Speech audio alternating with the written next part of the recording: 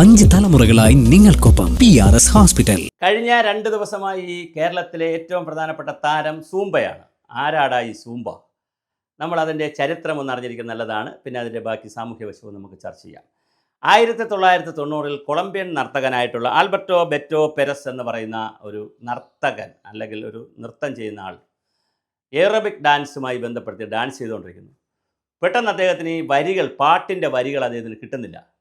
അങ്ങനെ വന്നപ്പോൾ അദ്ദേഹത്തിന് ആ സ്റ്റെപ്സ് എല്ലാം അദ്ദേഹം മറന്നു. പാട്ട് കിട്ടുന്നില്ല, അപ്പോൾ സ്റ്റെപ്സും മറന്നു. സ്റ്റെപ്സ് മറന്നപ്പോൾ അദ്ദേഹം എന്ത് തുടങ്ങിയെന്ന് വെച്ചാൽ, അദ്ദേഹത്തിന് അറിയാമെന്നുള്ള ഓഡിയൻസൊക്കെ ഉള്ളതുകൊണ്ട് അദ്ദേഹത്തിന് അറിയാമെന്നുള്ള രീതിയിൽ മറ്റൊരു ട്യൂണൊക്കെ ഇട്ട് അദ്ദേഹം വേറെ കുറേ സ്റ്റെപ്സ് എല്ലാം കാണിച്ചു. പക്ഷേ അത് ഭയങ്കരമായി ആളുകൾക്ക് കയ്യടി കിട്ടി. അദ്ദേഹം അത് വിജയിച്ചു. അദ്ദേഹം കൊറിയോഗ്രാഫർ കൂടെയാണ്. അപ്പോൾ തീർച്ചയായിട്ടും അദ്ദേഹം പിന്നെ വളരെ പ്രധാനപ്പെട്ട ഒരു രീതിയിൽ ഇതിനെ ഡെവലപ്പ് ചെയ്തെടുത്തു. അതേസമയം അതിനു മുമ്പ് തന്നെ നിരവധി രൂപത്തിലുള്ള സംബ, അതുപോലെ തന്നെ ബെല്ലി ഡാൻസ്, പിന്നെ അതുപോലെ തന്നെ മരംഗെ, കൂമ്പിയ, റെഗറ്റോൺ എന്നൊക്കെ പറഞ്ഞ് ഒരുപാട് കൊളംബിയൻ നൃത്തങ്ങളുണ്ട്. ഒരുപാട് തരത്തിലുള്ള നൃത്തങ്ങളുണ്ട്, നൃത്തരൂപങ്ങളുണ്ട്. വസ്ത്രം ഒരുപാട് ധരിച്ചിട്ടുള്ളതുണ്ട്. ബെല്ലി ഡാൻസ് ആകുമ്പോൾ സ്വാഭാവികമായിട്ട് പിന്നെ വയറും മറ്റു കാര്യങ്ങളൊക്കെ കാണിക്കണമല്ലോ. അപ്പം അങ്ങനെയുള്ള പലതരത്തിലുള്ള ഡാൻസ് ഉണ്ട്, പാട്ടുമൊക്കെ ഉണ്ട്. എന്തായാലും ഇങ്ങനെ ഒരു ആക്സിഡൻ്റലി പല ശാസ്ത്രജ്ഞന്മാർ പലതും കണ്ടുപിടിക്കുന്നത് യാദൃശ്യമാണെന്ന് പറയും പോലെ വളരെ യാദൃശ്യമായി ബെറ്റോ പെരസിന് ഉണ്ടായ ഒരു ഉൾവിളിയെന്നോ അല്ലെങ്കിൽ അദ്ദേഹത്തിനുണ്ടായ ഒരു അനുഭവമെന്നോ അദ്ദേഹം ചിട്ടപ്പെടുത്തിയെടുത്തതായിട്ടുള്ള ഒരു സംഭവമാണ് സൂംബ. ഇതിനകത്ത് പറയുന്നത്, സൂംബയുടെ അനുകൂലമായി പറയുന്നത്, ഇപ്പോൾ അത് സംബന്ധിച്ച് ഒരുപാട് വാർത്തകൾ വന്നിട്ടുണ്ട്. മാനസിക ഉല്ലാസത്തിന് നല്ലതാണ്, കായിക ഉല്ലാസത്തിന് നല്ലതാണ്, ഹാർട്ടിൻ്റെ പമ്പിങ്ങിന് നല്ലതാണ് എന്ന് പറഞ്ഞാൽ ഹാർട്ടിൻ്റെ കറക്റ്റായിട്ടുള്ള പിന്നെ പ്രവർത്തനത്തിന് നല്ലതാണ്. അതുപോലെ തന്നെ ഡോപ്പമിൻ നമ്മുടെ തലച്ചോറിൽ ഉൽപ്പാദിപ്പിക്കുന്നതുമായി ബന്ധപ്പെടുത്തിയിട്ടുള്ള കാര്യങ്ങൾ, ഇതിലൊക്കെ അതിൻ്റെ എല്ലാം സയൻസൊക്കെ വെച്ചിട്ട് ഇത് നല്ലതാണ് എന്നുള്ളൊരു ചിന്ത വളരെ ഗൗരവമായി മുമ്പോട്ട് പോയിട്ടുണ്ട്. പക്ഷേ ഇതിൻ്റെ ഒരു പ്രശ്നം, ഇതിൻ്റെ ഒരു ചരിത്രം ഇങ്ങനെയാണെങ്കിൽ, ഇതിൻ്റെ പ്രശ്നം കേരളത്തിൽ ലക്ഷക്കണക്കിന് വിദ്യാർത്ഥികളെ ബാധിക്കുന്ന ഒരു വിഷയം. അതിലായിട്ട് മതപരമായി ചിന്തിക്കുന്ന ആളുകളുണ്ട്, ജാതിപരമായി ചിന്തിക്കുന്ന ആളുകളുണ്ട്. മതേതരത്വമൊക്കെ പറയുന്ന രാജ്യമാണല്ലോ. അങ്ങനെ ഇത് ചിലപ്പോൾ ചില മതങ്ങൾക്ക് ഇത് ഇഷ്ടമല്ല, ഇത്തരം പരിപാടികൾ ഇഷ്ടമല്ലാത്ത കാര്യങ്ങളുണ്ട്. ഇപ്പോൾ ഇതെല്ലാം ഉണ്ട്. അപ്പോൾ ഇതെല്ലാം നിലനിൽക്കുന്ന ഒരു സമൂഹത്തിൽ ഒരു പൈലറ്റ് പ്രോജക്റ്റായിട്ട് ഒരു 4-5 സ്കൂൾ വീതം ഓരോ ജില്ലയിലെടുത്തൊരു പൈലറ്റ് പ്രോജക്റ്റായിട്ട് നടത്തിയിരുന്നെങ്കിൽ കുറേ കൂടി സ്വീകാര്യത വന്നതിന്. ഇന്നിപ്പോൾ സംഭവിക്കുന്നത് ജെൻഡർ ന്യൂട്രാലിറ്റി, പിന്നെ ഡ്രസ് കോഡിലും മറ്റും ഗവൺമെൻറ് കൊണ്ടുവരാൻ ശ്രമിച്ചപ്പോൾ സമസ്ത പോലുള്ള സംഘടനകൾ എതിർത്തു, അത് പിൻവലിച്ചു. സെക്സ് എഡ്യൂക്കേഷൻ കൊണ്ടുവരാൻ ശ്രമിച്ചപ്പോൾ അത് ബഹളമുണ്ടാക്കി, അത് പിൻവലിച്ചു. ഇപ്പോൾ ഈ സൂംബ ഡാൻസ് എന്ന് പറയുന്നത്, അതുപോലെ സ്കൂൾ ടൈം ക്രമീകരിച്ചപ്പോൾ അതിനകത്ത് 15 മിനിറ്റ് വീതം ക്രമീകരിച്ചപ്പോൾ അതിനകത്തും എതിർപ്പ് വന്നു, അത് പിൻവലിച്ചു. ഇപ്പോൾ സൂംബ ഡാൻസും ഇതുപോലെ വരുന്നു, അത് എതിർപ്പ് വരുന്നു. അവസാനം ഇപ്പോൾ ഗോവിന്ദൻ്റെയും പാർട്ടി സെക്രട്ടറി, CPM-ൻ്റെ സെക്രട്ടറി ഗോവിന്ദൻ്റെയും നമ്മുടെ വിദ്യാഭ്യാസ മന്ത്രിയുടെയൊക്കെ പ്രസ്താവന വന്നിട്ടുണ്ട്. അത് പരിശോധിക്കും, അത് വേദന ഉണ്ടാക്കൂല. എന്തിനാണ് ഇങ്ങനെ ചെയ്യുന്നത്? നമ്മളൊരു പരിഷ്കാരം അടിച്ചേൽപ്പിക്കുന്നത് പോലെ തോന്നിയാൽ ചിലപ്പോൾ എതിർപ്പുണ്ടാവും. അപ്പോൾ അതിനു മുമ്പേ ഒരു കൺസൾട്ടേഷനോ അതുമായി ബന്ധപ്പെടുത്തിയിട്ടുള്ള ഒരു പൈലറ്റ് പ്രോജക്റ്റ്, എല്ലാ പ്രോജക്റ്റുകളും നിങ്ങൾ കേന്ദ്ര ഗവൺമെൻറ്റിനെയൊക്കെ കണ്ടുപിടിക്കണം. വേൾഡ് ബാങ്ക് 5 പഞ്ചായത്തിലാണ് ആദ്യമായി. മറ്റ് വേൾഡ് ബാങ്കിൻ്റെ പല കാര്യങ്ങളോട് നമുക്ക് എതിർപ്പുണ്ടാവും, അല്ലെങ്കിൽ അതിൻ്റെ നയത്തോടൊക്കെ, സാമ്പത്തിക നയത്തോടൊക്കെ എതിർപ്പുണ്ട്. പക്ഷേ അവരുടെ പാറ്റേൺ വളരെ കറക്റ്റാണ്. 5 പഞ്ചായത്തിൽ ആദ്യം ജലനിധി തുടങ്ങിയത് 5 പഞ്ചായത്തിലാണ്. പിന്നെ 25 പഞ്ചായത്തിലേക്ക് കൊണ്ടുപോയി, പിന്നെ 100 പഞ്ചായത്തിലേക്ക്, പിന്നെ എല്ലാ പഞ്ചായത്തുകളിലേക്കും ആലോചിക്കും. അങ്ങനെ ഇപ്പോൾ DPP വന്നത് ഒരു സ്കൂളിൽ നിന്നാണ് തുടങ്ങിയത്, മഹാരാഷ്ട്രയിൽ. പിന്നെ അത് 5 സ്കൂളിൽ പോയി. DPPയുടെ ശരിയും തെറ്റും നമുക്ക് വേറെ ചർച്ച ചെയ്യാം. ഞാൻ പറഞ്ഞത് മെത്തഡോളജിയാണ്. 5 സ്കൂളിൽ കൊണ്ടുപോയി, 10 സ്കൂളിൽ, ഇങ്ങനെയാണ് പോകുന്നത്. അപ്പോൾ അങ്ങനെയാണെങ്കിൽ സൂംബയും അങ്ങനെയൊക്കെ പരീക്ഷിക്കണമായിരുന്നു. ഇതിപ്പോൾ എല്ലാം കൂടെ എടുത്തിട്ടു. അതിനാവശ്യമായ ട്രെയിനിങ്, അതിനാവശ്യമായ ഗാനങ്ങൾ, അതിനുള്ള സംവിധാനങ്ങളൊക്കെ വലിയ ആശങ്കയാണ് സമൂഹത്തിൽ ഉണ്ടാക്കിയിട്ടുള്ളത്. ആശങ്കകൾ പറയുന്നവരെ നമ്മളെല്ലാം ഏതെങ്കിലും ആശങ്ക ആരെങ്കിലും പറഞ്ഞാൽ അതിലൊരു മുസ്ലിം നാമധാരിയാണ് പറയുന്നതെങ്കിൽ, അല്ലെങ്കിൽ ഏതൊരു സംഘടനയുടെ ആളുകളാണ് പറയുന്നതെങ്കിൽ ഉടനെ അവരെല്ലാം താലിബാനിസമാണ്. ഉടനെ ഇന്നലെ എല്ലാ ചാനലിലും എഴുതി കാണിക്കുന്നുണ്ട് താലിബാനിസമാണ്. അങ്ങനെ വരുമ്പോൾ ഒരു വിഷയത്തെക്കുറിച്ച് അഭിപ്രായം പറയാൻ പറ്റത്തില്ല. ഇപ്പോൾ മുസ്ലിം നാമധാരി ആയതുകൊണ്ട് എല്ലാവരും താലിബാൻകാരാണെന്ന് നമുക്ക് പറയാൻ പറ്റത്തില്ലല്ലോ, കേരളത്തിൽ താമസിക്കുന്നവർ.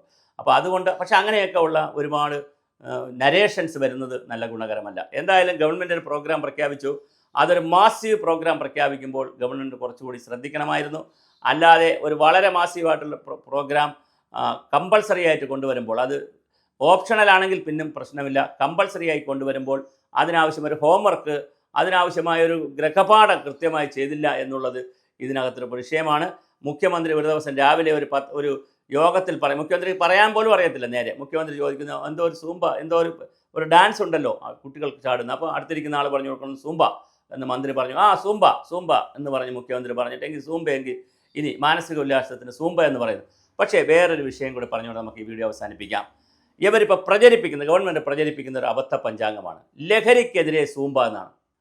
അപ്പോൾ ഇവർ പഠിച്ചു വച്ചിരിക്കുന്നത് ആളുകൾ മദ്യപിക്കുന്നതും പിന്നെ ലഹരി പദാർത്ഥങ്ങൾ ഉപയോഗിക്കുന്നതും മാനസികമായി സ്ട്രെസ് ഉണ്ടാകുമ്പോഴാണെന്ന് ആരാണ് ഇവരെ പഠിപ്പിച്ചത്? ഇവിടെ മദ്യപിക്കുന്നതിൻ്റെ തിയറി എന്താണ്? സന്തോഷം വന്നാൽ മദ്യപിക്കും.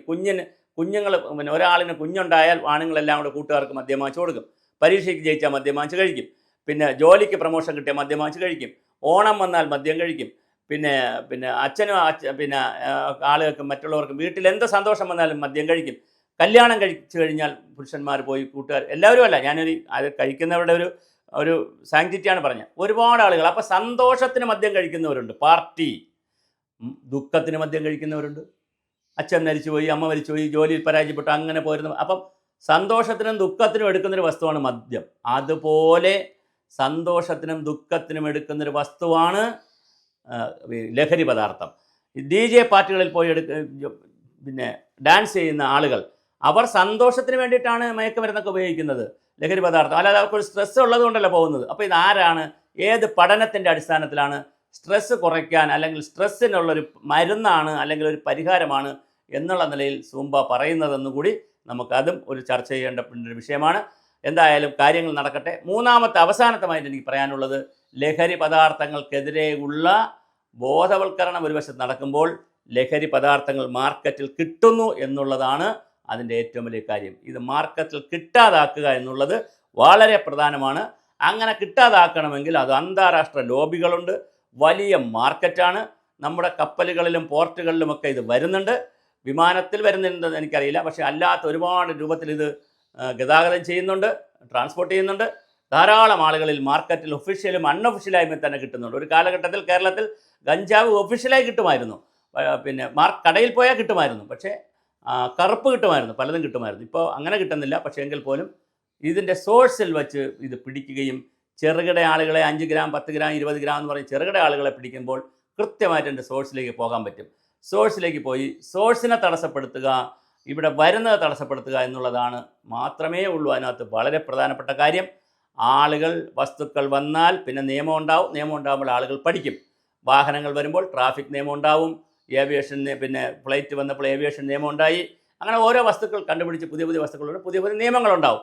പക്ഷേ നിർഭാഗ്യവശാൽ ഗഞ്ചാവിനെതിരെ അല്ലെ ലഹരി പദാർത്ഥങ്ങളുടെ ഉൽപ്പാദനത്തിനെതിരെ, അത് ഉൽപ്പാദിപ്പിക്കുകയും പ്രചരിപ്പിക്കുകയും ചെയ്യുന്നതിനെതിരെ ആരെങ്കിലും കൈവശം വെച്ചാൽ പിടിച്ചുകൊണ്ട് പോകും, അല്ലെങ്കിൽ ഉപയോഗിച്ചാൽ പിടിച്ചുകൊണ്ട് പോകും എന്നുള്ളതിന് വരെ അത് കൃത്യമായി സോഴ്സിൽ അത് പിടിക്കാനാണെങ്കിൽ പിടിക്കണോ വേണ്ട എന്നുള്ള രണ്ടാമത്തെ വിഷയം. ലഹരി പദാർത്ഥങ്ങൾ സ്വതന്ത്രമായി കൊടുക്കണോ അല്ലെങ്കിൽ പിടിക്കണോ എന്നുള്ള വേറൊരു വിഷയമാണ്. പക്ഷേ പിടിക്കണമെങ്കിൽ അതിൻ്റെ സോഴ്സിൽ വെച്ച് തന്നെ അതിൻ്റെ ഉൽപ്പാദന സ്ഥലത്തും അത് വിതരണ സ്ഥലത്തും പിടിക്കുക എന്നുള്ള കർശനമായ നടപടികളാണ് ഗവൺമെൻറ് ആലോചിക്കേണ്ടത്. അല്ലാതെ അതിന് പരിഹാരമാണ് സൂംബ എന്നുള്ള നിലയിൽ പറയുന്നത് ഒരു അബദ്ധ പഞ്ചാംഗമാണ്. സൂംബ ഒരു ഡാൻസ് എന്നുള്ള നിലയിൽ അല്ലെങ്കിൽ മറ്റൊരു കായികമായിട്ട് ചെയ്യുന്നൊരു കാര്യം എന്നുള്ള നിലയിൽ സൂംബ വേറൊരു കാറ്റഗറിയിൽ വരുന്നതാണ്. എന്തായാലും സൂംബ ഒരാളിന് പറ്റിയ അബദ്ധത്തിൽ നിന്നുണ്ടായ ഒരു ഡാൻസ് രൂപം അല്ലെങ്കിൽ ഒരു നൃത്തരൂപം അല്ലെങ്കിൽ ഒരു എക്സർസൈസ് രൂപമായി ഇപ്പോൾ മാറി. എന്തായാലും സൂംബ എന്ന് പറയുന്നതിനെ വലിയ വിവാദമായിരിക്കുന്നു. വിവാദങ്ങൾ നടക്കട്ടെ. നല്ല സംവാദങ്ങളിലൂടെ നമുക്ക് ശരിയും തെറ്റും തിരഞ്ഞെടുക്കാം.